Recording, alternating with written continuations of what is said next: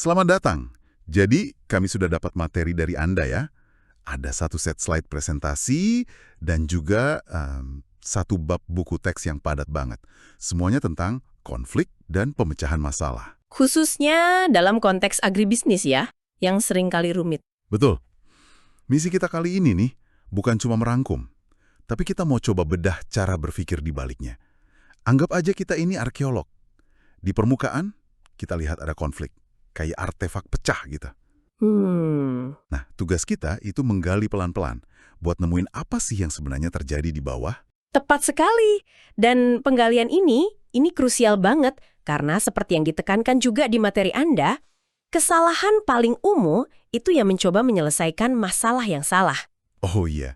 Kita bisa habis waktu, energi, sumber daya, bikin solusi yang kelihatannya brilian, tapi ternyata untuk masalah yang keliru. Hasilnya jadi percuma ya? Hasilnya, konfliknya nggak selesai, malah bisa jadi makin rumit. Jadi, yaitu, fondasi dari semuanya adalah identifikasi yang tepat sasaran, semuanya berawal dari situ. Baik, yuk kita mulai penggaliannya. Hal pertama yang paling dasar, dan sering banget disepelekan, ini juga dibahas di awal materi Anda. Iya, perbedaan antara dua kata, masalah dan konflik. Sepintas kan kelihatannya sama, tapi ternyata beda banget ya. Beda. Dan ini bedanya fundamental. Penting banget. Menurut sumber Anda, masalah itu gampangnya adalah kesenjangan. Kesenjangan. Iya, kesenjangan antara kondisi ideal yang kita mau sama kenyataan yang kita hadapi. Misalnya, target panen 10 ton, tapi realisasinya cuma 7 ton. Itu masalah. Oke, paham. Atau sistem irigasi harusnya otomatis, tapi sekarang harus manual. Itu masalah. Sifatnya lebih objektif, sebuah kondisi yang perlu diperbaiki. Oke, jadi masalah itu soal apanya.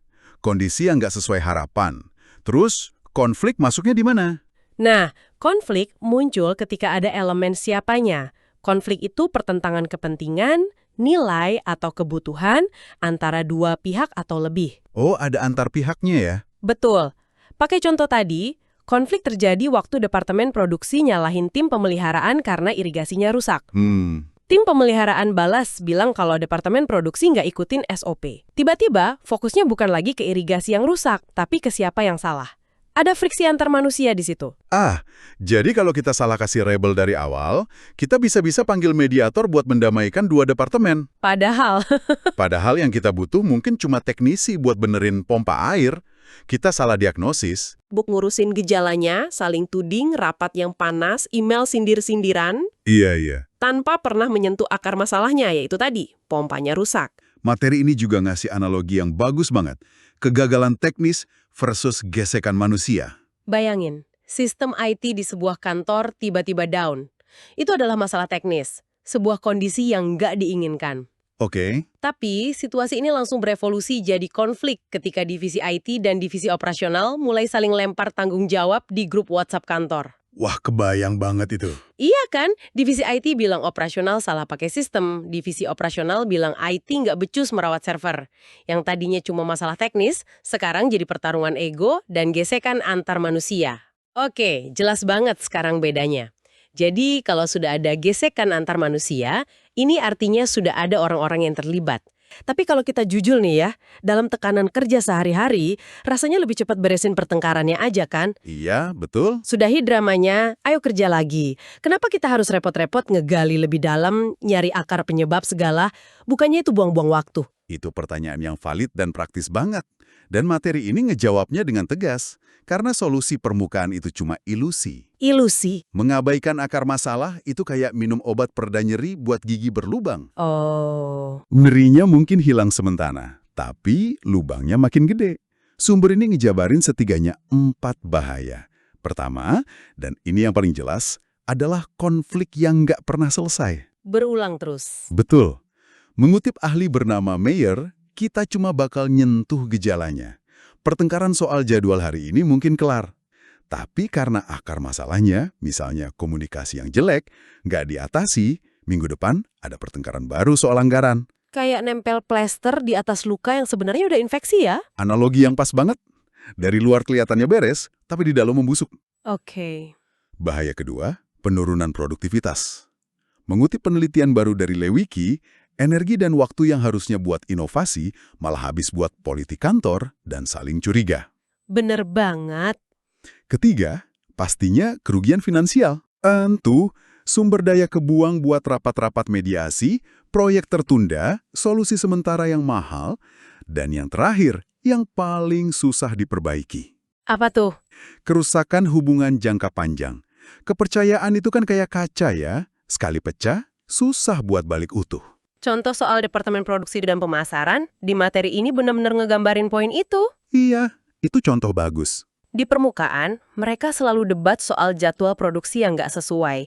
Solusi sementaranya, rapat tiap minggu buat setujuin jadwal, yang selalu aja ujung-ujungnya tegang. Betul, tapi setelah digali lebih dalam, ternyata akar masalahnya bukan jadwal. Terus apa? Akar masalahnya adalah tim pemasaran punya data permintaan pasar yang canggih, tapi data itu nggak pernah nyambung ke sistem perencanaan produksi. Oh, Tim produksi kerjanya buta, cuma berdasarkan asumsi. Jadi, masalahnya bukan soal orang, tapi soal sistem aliran data. Selama itu nggak diperbaiki, ya mereka bakal terus berdebat sampai kapanpun. oke. Teorinya saya terima. Menggali akar masalah itu penting. Materi Anda menekankan, tanpa diagnosis akurat, kita cuma akan memadamkan api-api kecil. Sementara api besarnya di bawah terus menjalar. Oke, ini jadi jelas banget bedanya. Nah, setelah kita tahu bedanya, gimana kita memulai proses diagnosis ini? Materi Anda ini kayak ngasih kita semacam toolkit detektif gitu ya. Langkah pertamanya apa? Langkah pertama, dan ini yang paling susah, adalah memisahkan fakta dari opini. Kedengarannya sederhana, tapi dalam situasi panas penuh emosi, otak kita ini cenderung nyampur aduk semuanya. Fakta itu sesuatu yang bisa diverifikasi. Contohnya, laporan penjualan bulan lalu turun 5%. Itu fakta. Oke, Opini itu interpretasi atau perasaan kita. Contohnya penjualan turun karena tim marketing males. Nah, itu opini. Jadi di awal pengumpulan data harus fokus ke fakta. fakta yang bisa diukur dan diamati. Dan setelah data terkumpul, kita perlu paham konteksnya kan? Siapa saja yang terlibat? Apa kepentingan masing-masing? Betul. Di materi Anda ada contoh bagus soal Departemen Keuangan sama pemasaran yang lihat masalah anggaran dari kacamata yang beda banget. Gimana tuh? Buat Departemen Keuangan, masalahnya itu pengeluaran boros. Tapi buat pemasaran, masalahnya anggaran nggak cukup buat bersaing. Keduanya lihat fakta yang sama, angka di neraca, tapi interpretasinya beda. Memahami semua sudut pandang ini kunci. Nah, ngomong-ngomong soal alat analisis, di sini nih sebagian yang mulai seru. Materi Anda memperkenalkan beberapa teknik, dan yang pertama ini yang paling dasar, 5W plus 1H. Ah, iya. Ini kayak catatan wajib reporter ya. What, who, where, when, why, how. Apa yang terjadi, siapa yang terlibat, di mana, kapan, mengapa ini jadi masalah, gimana prosesnya. Alat ini memaksa kita untuk membangun gambaran yang lengkap dan terstruktur. Jadi nggak cuma berdasarkan gosip atau info sepotong-potong. Betul, jadi nggak ada detail penting yang kelewat. Lalu, ada alat kedua yang visualnya kuat banget, diagram Ishikawa atau diagram tulang ikan. Saya suka analogi ini. Kayak kita lagi otopsi masalah ya. Benar sekali. Bayangkan kerangka ikan, kepala ikan itu masalah utamanya, misalnya kualitas hasil panen tomat menurun. Oke. Lalu, tulang-tulang besarnya itu kategori penyebab. Biasanya pakai 6M. Manpower, manusia, methods, metode, machines, mesin, materials, material, dan seterusnya. Tunggu, jadi kita pecah kemungkinannya ke dalam kategori-kategori itu. Misalnya di bawah manusia, kita bisa tulis kurangnya pelatihan petani. Bisa. Terus di bawah mesin mungkin alat sortirnya sudah tua, gitu. Persis. Dan bagusnya diagram ini, dia maksa kita buat berpikir komprehensif. Kita nggak boleh berhenti di penyebab pertama yang kepikiran. Kita harus isi setiap tulang itu. Jadi semua kemungkinan ada di atas meja ya? Iya, mungkin masalahnya bukan cuma petaninya, tapi juga metode penyiramannya salah atau material pupuknya nggak standar. Jadi semua kemungkinan kita lihat. Tapi dari semua tulang itu biasanya ada nggak sih satu yang jadi biang kerok utamanya? Dalam banyak kasus gitu. Ini pertanyaan bagus. Meskipun tiap kasus itu unik ya, tapi pengalaman menunjukkan kalau tulang manpower dan methods itu seringkali yang paling rumit. Kenapa tuh? Mesin rusak itu jelas bisa diperbaiki atau diganti, tapi masalah yang akarnya di kebiasaan manusia, komunikasi yang buruk, atau prosedur kerja yang nggak efisien, itu jauh lebih susah diidentifikasi dan diperbaiki. Nah, disitulah kita perlu gali lebih dalam lagi. Nah, di materi ini, langkah selanjutnya adalah pemetaan aktor. Kenapa kita harus repot-repot memetakan siapa saja yang terlibat, bahkan sebelum mencoba cari solusi? Karena kalau kita nggak tahu siapa aja pemainnya dan apa kartu yang mereka pegang, kita kayak mencoba nyelesain puzzle dengan potongan yang nggak lengkap. Pemetaan aktor ini, cara kita melihat medan pertempuran secara utuh. Materi ini membaginya jadi dua kategori utama. Pertama, ada aktor primer. Mereka ini pihak-pihak yang terjun langsung ke dalam arena, yang kepentingannya berbenturan secara frontal. Oke, mereka ini yang ada di dalam ring tinju yang saling berhadapan. Analogi yang menarik, tapi ada sedikit jebakannya. Kalau kita cuma lihat yang di dalam ring, kita bisa kehilangan gambaran besar. Makanya ada kategori kedua, aktor sekunder. Aktor sekunder. Iya, mereka ini mungkin nggak saling pukul di dalam ring. Tapi mereka punya kepentingan besar terhadap hasil pertandingan. Bisa jadi mereka promotornya, penonton barisan depan, atau bahkan wasit. Oh, Mereka nggak terlibat langsung, tapi bisa sangat memengaruhi dinamika dan hasil akhir konflik. wah oke. Wasit itu contoh yang bagus. Jadi, bukan cuma pemainnya, tapi semua yang punya kepentingan. Coba kita pakai contoh dari materi ini, kasus konflik agraria itu. Siapa aja aktornya kalau kita pakai kerangka ini? Di studi kasus itu pemetaannya jadi sangat jelas. Aktor primernya itu komunitas petani lokal dan perusahaan agribisnis. Kepentingan petani mempertahankan lahan. Kepentingan perusahaan ekspansi lahan. Oke, itu yang berhadapan langsung. Betul, mereka yang ada di dalam ring. Tapi kemudian ada aktor sekunder yang krusial banget, pemerintah daerah. Mereka kan nggak ikut berebut lahan, tapi mereka punya kepentingan menjaga stabilitas ekonomi, menarik investasi, sekaligus memastikan warganya nggak bergejolak.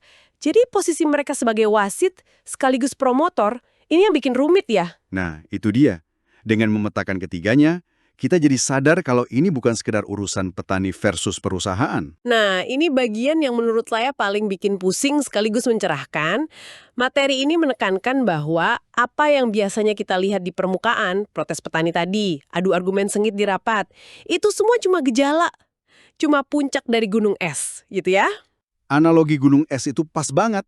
Gejala adalah apa yang paling mudah terlihat dan paling sering nyita perhatian kita. Tapi itu bukan penyakitnya.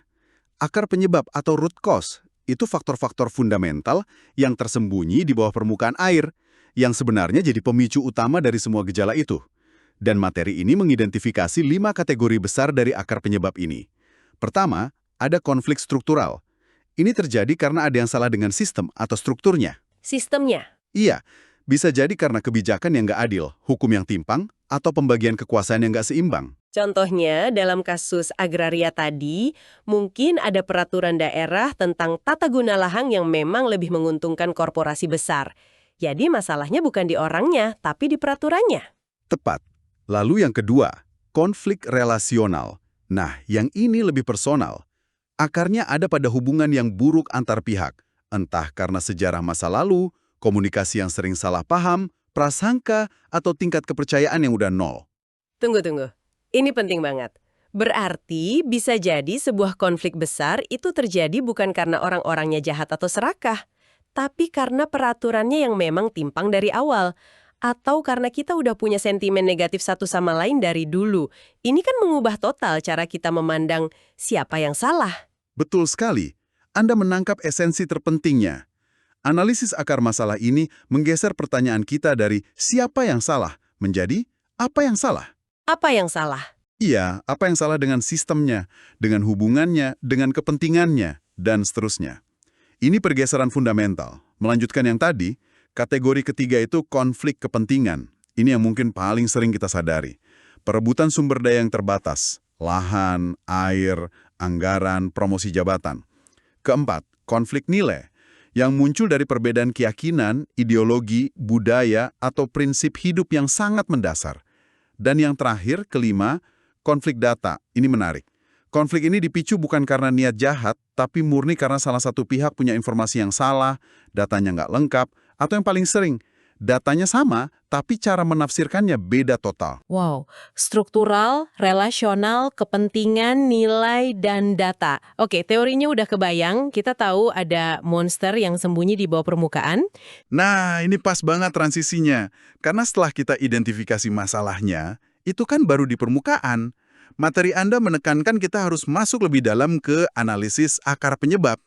Ini nyambung banget sama analogi gunung es yang ada di slide. Betul. Apa yang kita lihat sehari-hari, konflik, debat, kinerja turun, itu cuma puncak gunung es. Itu gejalanya. Akar penyebab sesungguhnya, faktor fundamental yang kalau dihilangkan bisa menyelesaikan masalah secara permanen, itu tersembunyi di bawah permukaan. Dan butuh alat gali yang lebih kuat ya. Betul. Materi Anda memetakan beberapa jenis akar penyebab ini. Ada konflik struktural, relasional, kepentingan, nilai, dan data. Saya agak bingung bedain antara konflik struktural sama relasional. Misalnya dalam kasus sengketa lahan, komunikasi yang buruk antar pihak, itu kan bisa jadi karena sistem pembagian lahannya yang dari awal udah nggak adil. Yang satu struktural, yang satu relasional. Anda menangkap poin yang sangat penting. Keduanya memang sering banget terkait dan susah dipisahkan. Konflik struktural itu akarnya ada di sistem, kebijakan, atau struktur kekuasaan yang nggak seimbang. Contohnya? Contohnya yaitu peraturan alih fungsi lahan yang cuma untungin korporasi besar. Sedangkan konflik relasional itu muncul dari interaksi antar manusia, miskomunikasi, stereotip, dendam, kurang percaya. Jadi bisa dibilang konflik struktural itu menciptakan panggung di mana konflik relasional jadi lebih gampang terjadi. Tepat sekali, struktur yang nggak adil itu bikin kondisi yang subur buat tumbuhnya ketidakpercayaan dan komunikasi yang buruk. Memahami ini penting karena solusinya jadi beda. Oh iya?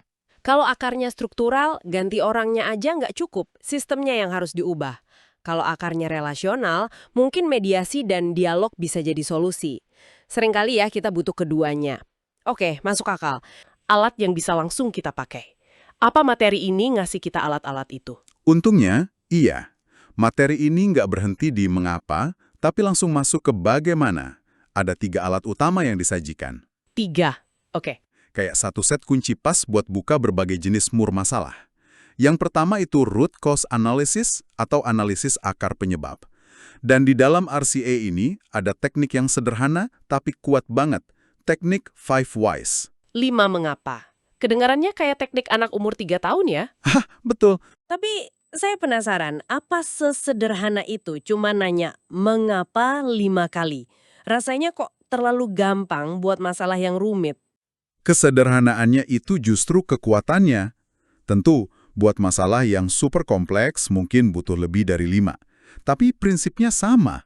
Idenya adalah untuk nggak berhenti di jawaban pertama yang paling kelihatan. Oke. Kita coba pakai contoh dari sumber ini ya. Masalahnya, sebuah proyek penting terlambat dari jadwal. Oke. Mengapa pertama? Kenapa proyek terlambat? Jawaban paling gampang. Karena bahan baku nggak datang tepat waktu. Nah. Sampai di sini, biasanya kita langsung nyalahin tim pengadaan atau vendor. Tepat. Tapi kita paksa diri kita buat nanya lagi. Mengapa kedua? Kenapa bahan baku terlambat? Ternyata karena vendor pemasoknya terkendala urusan logistik. Oke, sekarang kita mau marah-marah ke vendor. Tahan dulu. Tahan dulu. Mengapa ketiga? Kenapa vendor terkendala logistik? Setelah dicek, ternyata karena kontrak pengiriman yang kita buat sama mereka itu nggak jelas soal penalti keterlambatan. Wah, ini mulai menarik nih. Fokusnya mulai geser dari pihak luar ke dalam. Lanjut. Mengapa keempat? Kenapa kontraknya nggak jelas? Karena ternyata ada miskomunikasi antara tim produksi yang butuh bahan baku sama tim pengadaan yang bikin kontrak. Dan mengapa kelima? Dan tiba-tiba semuanya jadi terang benderang. Kita udah siap nyalain vendor dari luar, padahal setelah nanya mengapa beberapa kali, ternyata sumber masalahnya ada di dalam rumah kita sendiri. Cara tim kita berkomunikasi. Ini yang ngubah segalanya. Dari nyalain orang lain, jadi memperbaiki proses internal. Itu aha momen yang luar biasa. Oke, alat kedua, teknik pohon masalah.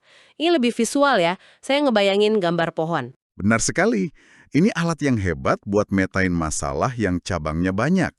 Bayangin gini, batang pohonnya itu masalah utama yang kelihatan. Contohnya? Misalnya, ketidaksepakatan alokasi air di desa. Lalu akar-akarnya yang di bawah tanah itu penyebab-penyebabnya. Nggak ada regulasi yang jelas, data kebutuhan air nggak akurat, ada ketidakpercayaan antar kelompok petani. Oke, akar itu penyebabnya, lalu cabangnya? Sementara cabang, ranting, dan daun di atas itu dampak-dampaknya. Penurunan hasil panen, ketegangan sosial, konflik terbuka. Dengan ngegambarin kayak gini, kita bisa lihat dengan jelas kalau motong ranting atau meredam ketegangan itu nggak akan nyelesain masalah kalau akarnya nggak dicabut. Nah, alat yang ketiga ini yang bener-bener bikin saya berhenti sejenak pas baca materinya. Biasanya kita ngomongin analisis SWOT itu di konteks rapat strategi bisnis kan? Betul. Kekuatan, kelemahan, peluang, ancaman. Saya nggak pernah kepikiran ini bisa relevan buat konflik. Coba yakinkan saya gimana cara kerjanya. Awalnya saya juga mikir gitu, tapi ternyata ini cerdas banget. SWOT maksa kita buat ngelihat medan konflik secara 360 derajat. Oke, Strengths dan weaknesses itu faktor eksternal dari pihak-pihak yang berkonflik. Misalnya, kekuatannya adalah ada satu tokoh senior yang dihormati kedua belah pihak. Itu aset. kelemahannya? Kelemahannya mungkin kedua belah pihak punya sejarah komunikasi yang buruk. Ini PR internal yang harus diatasi. Oke, itu masuk akal. Lalu opportunities dan threats itu faktor dari luar. Tepat. Peluang bisa berupa akan ada proyek pembangunan dari pemerintah yang bisa jadi solusi bersama, atau ada mediator profesional yang nawarin bantuan. Ini hal-hal eksternal yang bisa kita manfaatin. Ancaman? Sementara ancaman bisa jadi pemberitaan media yang memprovokasi, atau ada pihak ketiga yang sengaja ngadu domba. Dengan metain keempat kuadran ini, kita bisa nyusun strategi. Jadi bukan cuma reaktif. Betul. Gimana kita pakai kekuatan internal buat nangkep peluang eksternal? Gimana kita nutupin kelemahan kita biar nggak diperparah sama ancaman dari luar? Ini ngubah cara pandang dari sekedar bertahan jadi nyusun strategi resolusi. Luar biasa. Jadi kita punya 3 alat ampuh. 5 wise buat menggali kedalaman, pohon masalah buat metain kerumitan, dan SWOT buat ngeliat gambaran besar secara strategis. Ini benar-benar perangkat yang lengkap. Dan kuncinya adalah milih alat yang tepat buat situasi yang tepat. Kadang satu aja cukup, kadang kombinasi ketiganya bisa ngasih pencerahan yang nggak terduga. Oke, kita udah punya peralatannya. Sekarang mari kita coba pakai di tempat kejadian perkara. Kita mau coba membedah konflik sampai ke akarnya. Jadi bukan cuma yang kelihatan di permukaan, tapi kita mau jadi detektif gitu ya. Cari tahu apa sih biang keroknya. Studi kasus utamanya soal sengketa lahan antara komunitas petani sama perusahaan agribisnis. Tapi misi kita untuk Anda bukan untuk jadi ahli sengketa lahan kan? Justru sebaliknya. Tepat. Kita akan pakai kasus ini untuk mencuri alat dan pola pikirnya. Jadi rangka berpikir ini nanti bisa Anda pakai buat banyak hal. Betul. Bisa buat urusan kantor, proyek kelompok yang macet, atau bahkan ya saat beda pendapat sama teman. Agendanya simple. Kita bedah kasusnya, kita gali akarnya, kita lihat solusinya, dan yang terpenting, kita bawa pulang pelajarannya. Siap? Mari kita mulai. Kita ke medan perangnya dulu ya. Bayangkan sebuah desa, di mana ada komunitas petani yang sudah menggarap lahan secara turun-temurun. Ini hidup mereka, ini identitas mereka. Betul. Terus tiba-tiba, datang sebuah perusahaan agribisnis raksasa. Dan mereka nggak datang dengan tangan kosong. Mereka bawa surat-surat, izin legal dari pemerintah buat ekspansi di lahan yang sama. Nah, di sini langsung kelihatan ada benturan dua dunia kan? Iya kan? Di satu sisi ada hak adat, sejarah, di sisi lain ada hukum legal yang formal. Hitam di atas putih. Utama konflik. Pertama, yaitu tadi, sengketa hak atas tanah. Legalitas versus warisan. Oke. Kedua, ada perdebatan soal pembagian hasil produksi yang dianggap sangat tidak adil oleh para petani. Mereka merasa cuma dapat remah-remahnya gitu loh. Yang ketiga ini biasanya yang paling kelihatan dampaknya. Masalah lingkungan. Operasi perusahaan yang masif pasti ada dampaknya kan? Entah ke air, ke tanah, dan itu langsung dirasakan sama komunitas yang hidup di sana. Jadi situasinya udah panas. Ada protes, produktivitas macet, dan hubungan kedua pihak, ya rusak parah. Nah, yang menarik di sini adalah kalau kita coba pakai kacamata masing-masing pihak, argumen mereka semua sebenarnya masuk akal loh dari sudut pandang mereka. Itu dia. Mari kita coba bedah 3 aktor utamanya. Mulai dari komunitas petani, kepentingan mereka jelas. Ini soal kelangsungan hidup. Bukan cuma aset ya. Bukan, lahan itu warisan budaya. Keluhan mereka yang paling mendasar itu, kenapa kami tidak pernah diajak bicara? Kenapa keputusan dibuat di atas kepala kami? Oke, masuk akal. Sekarang kita pindah ke sisi seberang, perusahaan agribisnis. Dari kacamata bisnis, mereka juga merasa benar. Iya dong. Kepentingan mereka kan target produksi, ekspansi, ya ujung-ujungnya profit. Dan keluhan mereka adalah, kami sudah ikuti semua aturan, izin lengkap, pajak bayar. Kenapa masih di demo? Apalagi yang salah, gitu kan? Mereka merasa sudah melakukan semuanya sesuai buku. Dan di tengah-tengah ada wasit yang serba salah. Pemerintah daerah. Nah, ini yang repot. Kepentingan mereka ini bercabang. Di satu sisi, harus jaga stabilitas sosial. Jangan sampai ada kerusuhan. Tapi di sisi lain, mereka juga butuh investasi dari perusahaan itu buat pertumbuhan ekonomi daerah. Akhirnya mereka terjebak. Mau menengahi pun susah, karena seringkali data kepemilikan lahan itu tumpang tindih. Dan ya komunikasi antar pihak sudah buntu total. Oke, jadi situasinya buntu. Kedua pihak sama-sama keras kepala, sama-sama merasa benar. Kalau kita berhenti di sini, solusinya ya paling cuma ganti rugi atau panggil aparat. Iya, solusi permukaan. Tapi materi yang kita pegang ini menunjukkan ada pintu lain. Kelihatannya ini soal tanah, tapi jangan-jangan bukan itu intinya. Itu dia poinnya. Semua yang kita bicarakan tadi, protes, sengketa lahan, rebutan hasil, itu semua baru gejalanya, asapnya lah. Analisis di materi ini mengajak kita untuk mencari apinya pakai sesuatu yang disebut analisis akar masalah atau root cause analysis. Ini adalah alat untuk berhenti menyalahkan orang dan mulai memahami sistem yang rusak. Saya suka istilah berhenti menyalahkan orang. Karena biasanya kalau ada konflik, refleks pertama kita kan cari siapa yang salah ya. Betul. Padahal masalahnya bisa jadi lebih dalam dari itu. Oke, jadi gimana cara kerjanya? Alat apa yang dipakai? Alat pertama yang dipakai di sini namanya diagram tulang ikan atau fishbone diagram. Coba bayangkan kerangka ikan, Oke. kepalanya itu masalah utama, yaitu sengketa lahan ini. Terus duri-durinya adalah kategori-kategori penyebab yang mungkin. Ini cara yang terstruktur buat brainstorming, jadi nggak ngalor ngidul. Dan dari diagram itu, di kasus ini, muncul 3 duri utama. Pertama, dari kategori manusia. Simpel sekali, tidak ada dialog yang konstruktif. Mereka saling bicara lewat media atau pengacara, tapi nggak pernah duduk bareng. Kedua, dari kategori metode. Kebijakan pembagian hasil yang dibuat sepihak dan nggak transparan. Petani nggak pernah tahu hitung-hitungannya gimana. Dan yang ketiga, dari kategori material. Ada kerusakan lingkungan fisik yang nyata. Ini bukan cuma persepsi, tapi fakta yang bisa diukur. Oke. Nah, setelah kita punya peta kemungkinan penyebab ini, kita belum selesai. Ini baru dugaan-dugaan awal. Kita perlu gali lebih dalam lagi. Disinalah kita jadi detektif sungguhan kan? Saya suka teknik berikutnya ini karena sederhana tapi kuat banget. Namanya teknik 5 mengapa atau 5 whys. Betul. Idenya adalah jangan pernah puas sama jawaban pertama. Terus tanya, mengapa? Sampai Anda menemukan penyebab yang kalau dihilangkan, masalahnya nggak akan muncul lagi. Oke, ayo kita coba mainkan perannya, seperti di materi ini. Saya mulai ya. Mengapa yang pertama? Mengapa para petani terus-menerus memprotes? Jawabannya, karena mereka merasa sama sekali tidak dilibatkan dalam proses pengambilan keputusan yang menyangkut hajat hidup mereka. Oke, jangan berhenti di situ. Mengapa yang kedua? Mengapa mereka tidak dilibatkan? Karena memang tidak pernah ada proses konsultasi publik yang tulus dan memadai sebelum perusahaan mulai beroperasi. Tujukan izin, lalu mulai bekerja. Tunggu sebentar. Kata memadai ini kan bisa jadi perdebatan ya. Menurut perusahaan, mungkin sosialisasi di balai desa sekali sudah cukup. Tapi menurut warga, itu cuma formalitas. Di mana standarnya? Pertanyaan bagus. Dan itulah yang membawa kita ke mengapa yang ketiga, yang ternyata adalah jantung masalahnya. Mengapa tidak ada konsultasi publik yang tulus dan memadai?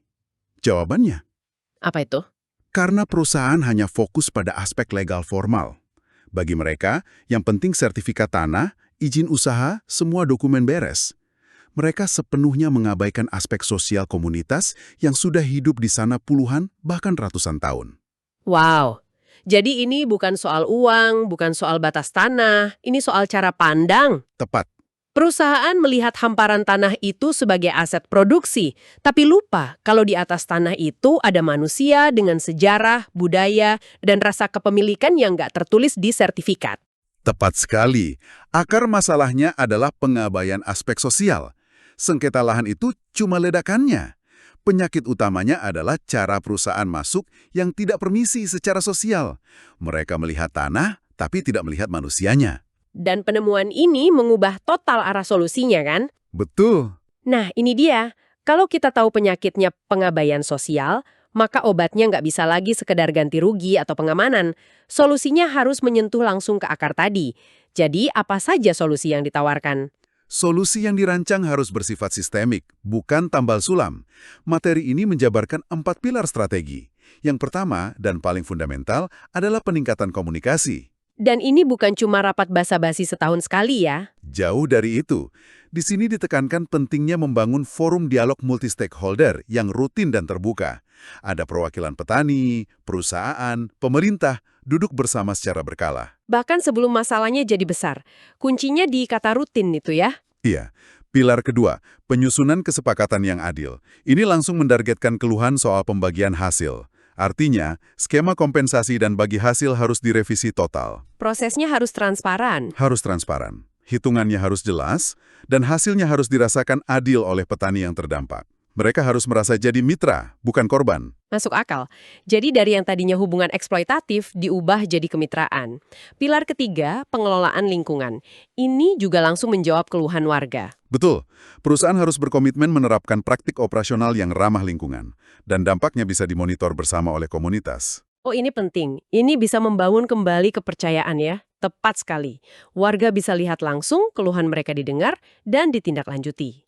Dan pilar keempat, ini peran krusial pemerintah. Mereka harus bertindak sebagai mediator yang netral, bukan lagi cuma sebagai pemberi izin. Bukan, pemerintah harus jadi fasilitator yang dipercaya kedua pihak dan menjamin validitas data untuk mencegah kebingungan. Oke, 4 pilar yang sangat komprehensif. Tapi sekarang pertanyaan besarnya, apa hubungannya semua ini dengan kita yang mungkin nggak pernah berurusan sama sengketa lahan? Nah, disinilah materi ini jadi sangat relevan. Keterampilan analisis ini bukan cuma untuk konsultan atau manajer. Ini untuk Anda. Tepat. Kalau kita tarik ke gambaran yang lebih besar, teknik-teknik tadi kan pada dasarnya alat bantu berpikir untuk menjernihkan masalah. Sebelum kita bereaksi secara emosional, coba pikirkan konflik alokasi anggaran antar divisi di kantor. Atau bahkan beda pendapat sama teman soal destinasi liburan. Polanya seringkali sama. Ada kepentingan yang beda dan komunikasi yang macet. Materi ini memberikan beberapa contoh praktis yang bisa langsung kita adopsi. Misalnya untuk hubungan interpersonal. Saat berselisih dengan teman atau pasangan, coba jeda sejenak. Jangan langsung balas dengan emosi. Iya, gunakan kerangka 5W+1H. Apa sih yang sebenarnya kita perdebatkan? Siapa saja yang terlibat? Kapan masalah ini mulai muncul? Kenapa ini penting buat dia? Memahami ini dulu bisa mengubah total respons kita. Lalu untuk proyek kelompok, baik di kampus atau kantor, yang seringkali jadi sumber stres. Oh iya. Saat proyek macet, jangan langsung tunjuk jari. Coba pakai diagram tulang ikan sederhana di papan tulis. Petakan kendalanya. Apakah karena koordinasi yang buruk? Pembagian tugas tidak adil? Sumber daya kurang? Atau, dan ini yang paling sering terjadi. Tertawa. Ada satu orang yang nggak pernah balas chat di grup. Nah, itu dia. Itu duri di kategori manusia biasanya. Tapi dengan memetakannya, kita jadi membahas masalahnya secara objektif, bukan menyerang orangnya. Bahkan untuk keputusan pribadi yang besar, materi ini menyarankan penggunaan analisis SWOT. Betul. Saat Anda dihadapkan pada pilihan karir atau hidup yang penting, coba petakan strengths, weaknesses, opportunities, dan threats dari setiap pilihan. Bagian yang paling sulit biasanya jujur mengakui kolom weaknesses atau kelemahan diri sendiri ya. Itu dia. Tapi proses itu sangat membantu membuat keputusan yang lebih rasional. Dan kunci dari semua analisis ini, baik untuk masalah besar maupun kecil, adalah satu hal, menghindari asumsi. Kita seringkali merasa sudah tahu masalahnya, padahal baru lihat permukaannya. Benar. Dan materi ini memberikan beberapa tips konkret untuk tetap objektif. Pertama, kumpulkan data yang valid. Jangan membuat keputusan berdasarkan gosip atau perasaan semata. Kedua, lakukan diskusi yang inklusif. Senaja undang orang yang punya pandangan berbeda. Dengarkan perspektif yang nggak Anda sukai. Karena disitulah biasanya ada blind spot kita. Iya. Tips selanjutnya adalah gunakan alat terstruktur, seperti diagram tadi. Ini memasah otak kita untuk berpikir logis, bukan reaktif. Lalu, yang paling ampuh, tanya mengapa berulang kali. Jangan puas sama jawaban pertama. Dan terakhir, selalu coba verifikasi informasi lewat sumber yang netral. untuk menghindari bias pribadi kita. Jadi, kalau kita rangkum perjalanan kita hari ini, kita mulai dari sengketa lahan yang kelihatannya rumit dan penuh amarah. Kita kupas lapis demi lapis dan menemukan bahwa di intinya ini bukan masalah tanah, tapi masalah manusia dan komunikasi. Dan yang paling penting, prinsip dan alat yang digunakan untuk memecahkan masalah super kompleks itu ternyata bisa kita kecilkan skalanya dan kita bawa pulang. Untuk menyelesaikan masalah kita sehari-hari, ini seperti punya kotak perkakas mental gitu ya. Mungkin ada baiknya kita tegaskan lagi beberapa definisi kunci dari materi ini biar benar-benar menempel. Boleh? Pertama, apa itu masalah? Sederhananya, kesenjangan antara kondisi yang kita inginkan dengan realitas yang ada. Kedua, apa itu konflik? Yaitu ketika ada ketidaksesuaian kepentingan di antara dua pihak atau lebih. Dan mengapa kita harus repot-repot mengidentifikasi akar masalahnya? Karena kalau tidak, kita hanya akan sibuk memadamkan api-api kecil di permukaan. Sementara sumber kebakarannya sendiri tidak pernah kita sentuh. Masalah yang sama akan terus muncul, mungkin dalam bentuk yang berbeda, tapi intinya tetap sama. Ini membawa kita pada kesimpulan utama dari seluruh pembahasan ini ya. Betul. Yaitu, penyelesaian konflik yang efektif dan berkelanjutan itu mustahil terjadi tanpa pemahaman yang menyeluruh terhadap akar penyebabnya. Tujuannya bukan gencatan senjata sesaat. Bukan. Tujuannya adalah memperbaiki sistem yang rusak sehingga konflik yang sama tidak perlu terjadi lagi di masa depan. Ini adalah investasi jangka panjang. Terima kasih banyak sudah menyimak sampai akhir. Kami harap obrolan ini tidak hanya menambah wawasan, tapi juga benar-benar memberikan Anda toolkit berpikir untuk menghadapi berbagai tantangan dalam hidup secara lebih jernih dan efektif. Sebagai penutup, ini ada satu pertanyaan penting dari materi ini untuk Anda renungkan sendiri. Setelah semua pembahasan kita, coba pikirkan sejenak, mengapa proses mengidentifikasi masalah secara tepat seringkali jauh lebih krusial dan memakan waktu, bahkan terkadang lebih penting daripada proses merancang solusinya itu sendiri. Sampai jumpa di lain kesempatan.